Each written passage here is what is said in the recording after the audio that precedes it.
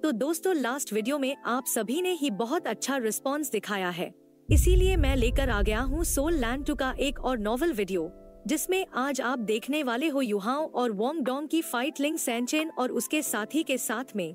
दोस्तों आज से मेरे चैनल में वीडियो आपकी डिमांड में आएगी और मेरी तरफ से आपसे इतनी ही रिक्वेस्ट है कि इस वीडियो के बाद आप इस चैनल पर 40,000 सब्सक्राइबर्स का एम पूरा करवाएं और इससे ज्यादा कुछ नहीं, क्योंकि इस चैनल को चलाए मुझे 1 साल से ज्यादा का टाइम हो चुका है और अभी तक मेरे 50,000 भी नहीं हुए हैं। मैं पहली बार रिक्वेस्ट कर रहा हूँ, प्लीज दिल मत तोड़ना। तो चलिए अब बढ़ते हैं इस वीडियो की तरफ।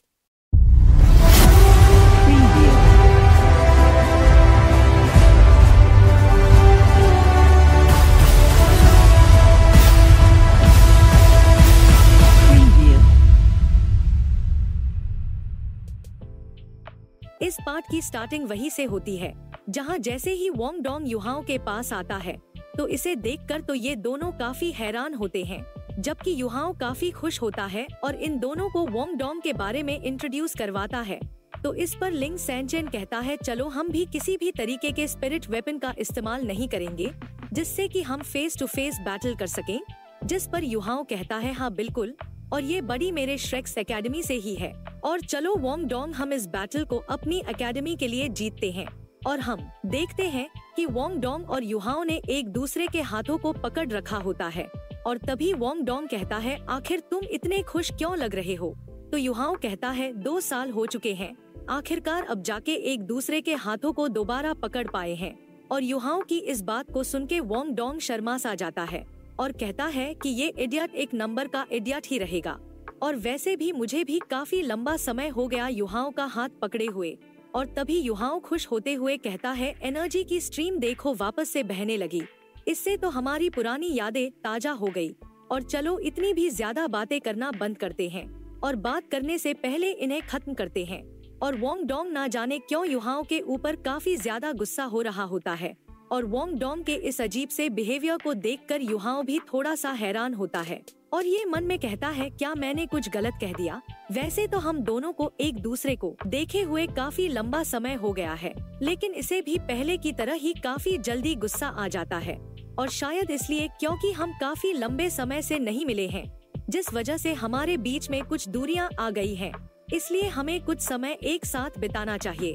और इन दोनों को ऐसे देख के ये लड़की अजीब सा मुंह बनाते हुए कहती है, इन दोनों बंदों ने एक दूसरे का हाथ पकड़ रखा है, ये कितना ज्यादा अजीब है। और फिर ये हंसते हुए इन दोनों से कहती है, तुम दोनों को अपना पोटेंशियल वेस्ट नहीं करना चाहिए। और इसने जो पोटेंशियल वेस्ट की बात कही होती है वो युहाओं और वोंग डोंग को बिल्कुल भी समझ में नहीं आती है। तो ये कहते हैं कि आखिर ये क्या कह रही है? तो ये कहती है, शुरुआत करने के लिए ज्यादा लोग नहीं हैं, तो अगर तुम दोनों साथ हो तो बाकी की लड़कियां क्या करेंगी? और इसकी बातों को सुनकर वोंग डोंग और युहाओं सोचते हैं, लगता है कि एल्डर सिस्टर का दिमाग घास चरने गया है।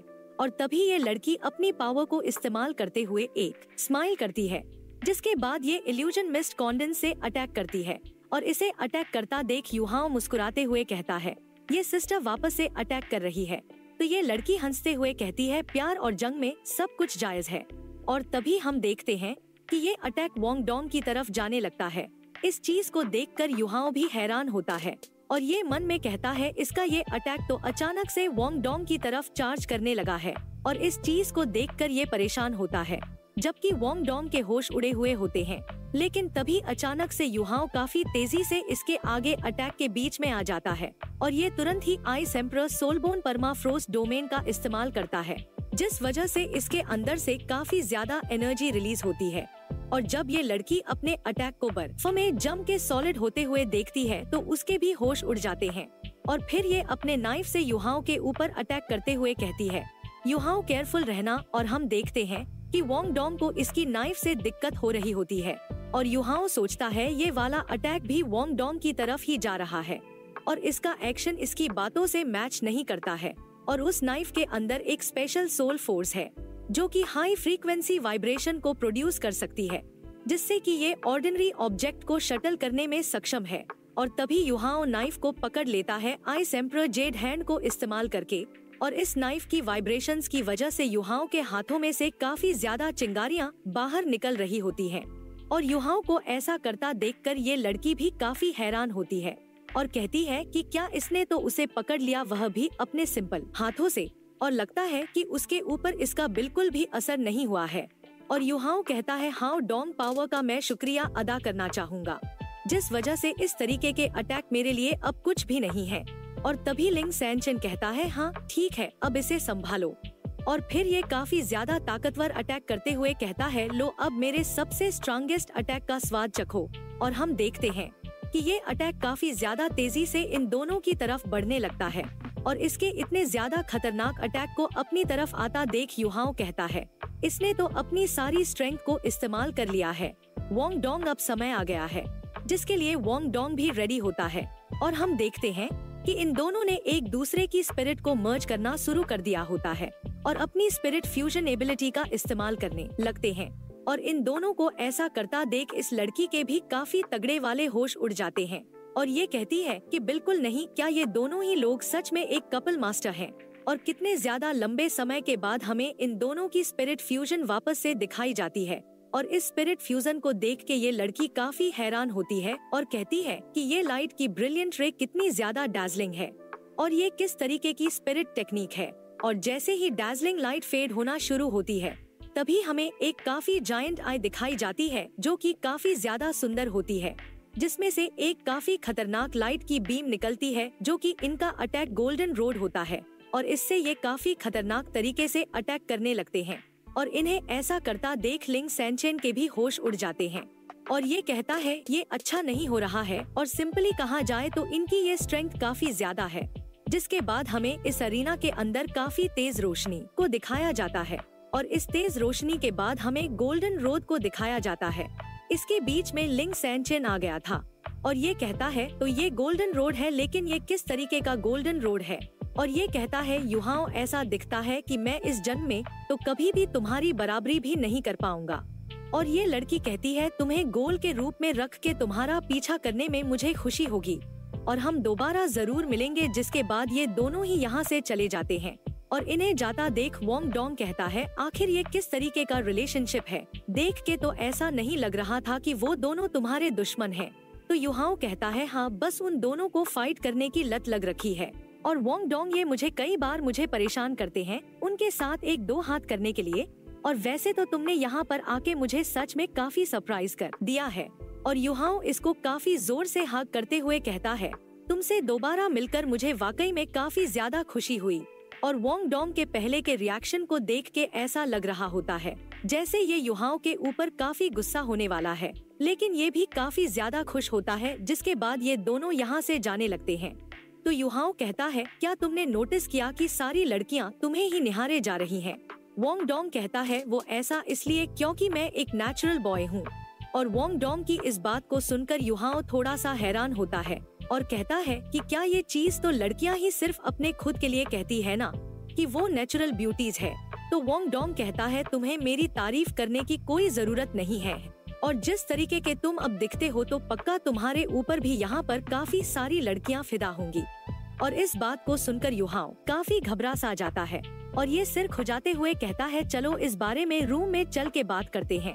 और युहाओ के इस रिएक्शन को देख के वोंग डोंग काफी हैरान होता है और ये आसानी से समझ जाता है कि युहाओ इससे कुछ तो छिपा रहा है।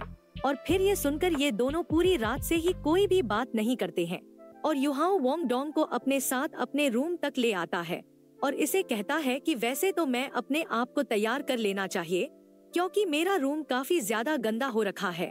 जिस पर वोंग डोंग कुछ भी नहीं कहता है और जैसे ही ये दोनों अंदर घुसते हैं तो युहाओ वोंग डोंग से कहता है 1 मिनट रुको, मैं अभी सब साफ करता हूँ।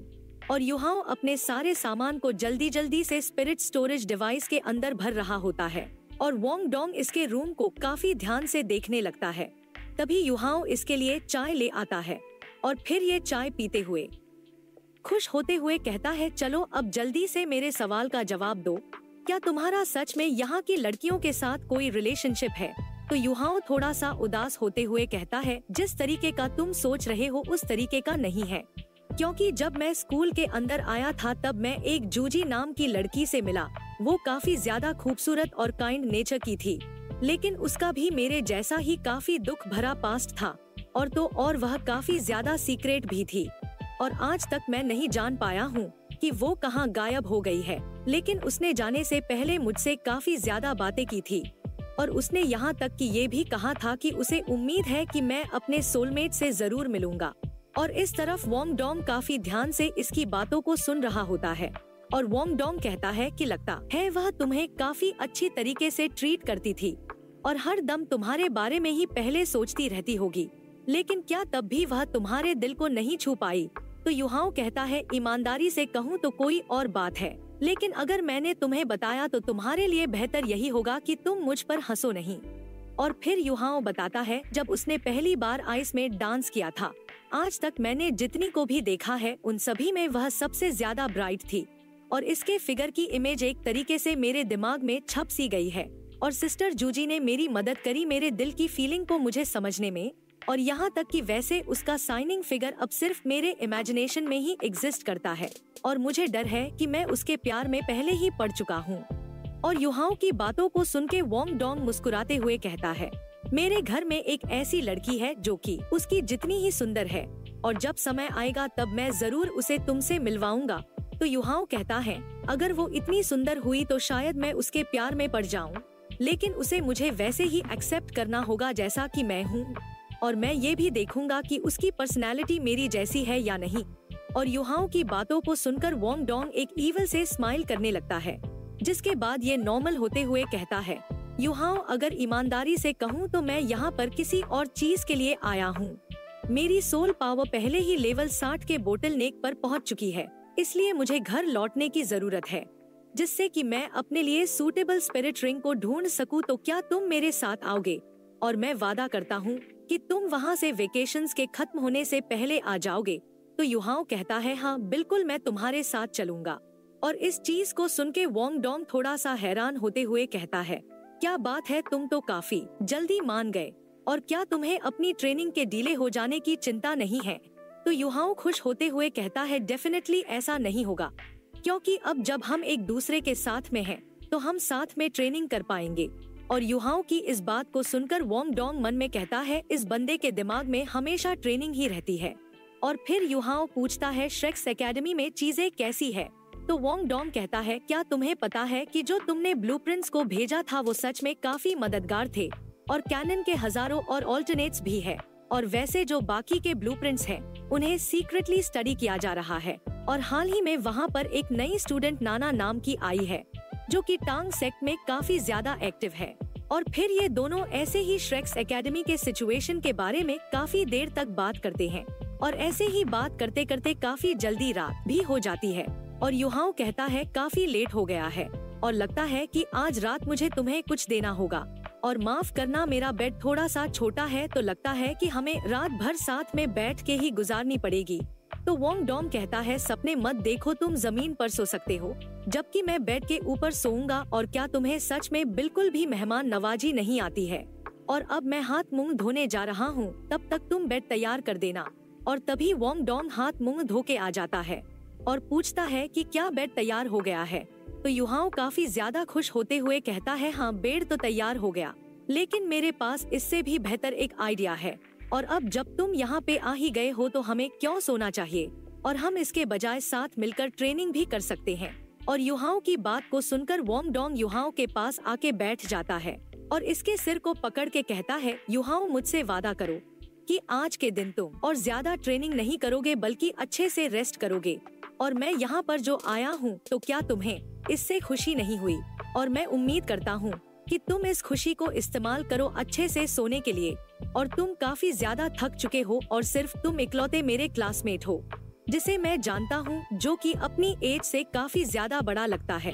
और तुम खुद के ऊपर ही काफी ज्यादा हार्श रहते हो और तुम्हें आराम करना और अपना ध्यान रखने और सीखने की जरूरत है, नहीं तो तुम काफी जल्दी अपने आप को नष्ट कर लोगे।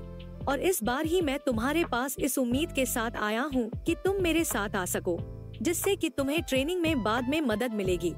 और फिर युहाओ एक लंबी सांस लेने के बाद कहता है, ठीक है मैं तुम्हारी बात सुनूंगा और आज और ज्यादा ट्रेनिंग नहीं करूंगा। और इतना कह के युहाओ अपने बाथरूम में आ जाता है जहाँ पर ये अपने पास्ट की चीजों को याद करने लगता है और ये पास्ट की चीजों को याद करते हुए रो भी रहा होता है। और ये रोते हुए कहता है, तुमने सही कहा, मैं काफी ज्यादा थक चुका हूँ और अगर तुम यहाँ पे ना होते तो शायद मैं अब तक टूट चुका होता। और 500 किलोमीटर दूर होने के बाद भी क्यों तुम अब भी मुझे इतनी अच्छी तरीके से समझ पाते हो।